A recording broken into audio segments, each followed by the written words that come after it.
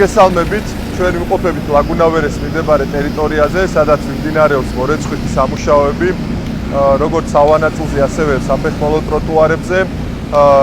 როგორც დედაქალაქის მოსახლეობა მიცის, ჩვენი ერთ-ერთი ძირითადი პრიორიტეტი არის, რომ რაც შეიძლება კიდევ უფრო სუფთა და კიდევ უფრო კეთილმოწყობილი გავხადოთ ეს ქალაქი.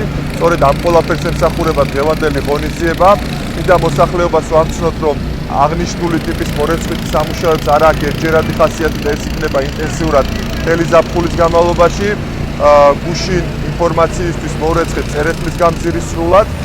ჩვენთან ერთად არის ახლა ფულსერვისის ხელმძღვანელი გიორგი პაპავა, რომელიც დამატებით დეტალებს გაგვაცნობს. მოგესალმებით, ეს არის პერმანენტული აქცია ღამის საათებში, როდესაც დედაქალაქის მოძრაობა ნაკლებად არის დატვირთული ამ პერიოდებში. გულდავთ მოძრაობას, ვიწყებთ სპეციალიზებული ტექნიკით, ცოცხალი ძალის საშუალებით, ასევე ხსნარებით, რომელიც კონკრეტულად საგზაო ნიშნებით და საავტომობილო გზებიც არის განკუთვნილი. მიმდინარეობს როგორც ჯაგრისების დამუშავება, ასევე ხსნარით და მაღალი წნევის წყლის საშუალებით, ხოლო ყველაფრის დასრულების შემდეგ ცოცხალი ძალა დარჩენილი ნარჩენის აკრეფას ფიზიკურად ხელით ახორციელებს. დიდი მადლობა. როგორც გითხარით, მეგობრებო, ამას აქვს ინტენსიური ხასიათი, მთელი ზაფხულის განმავლობაში განხორციელდება ეს სამუშაოები.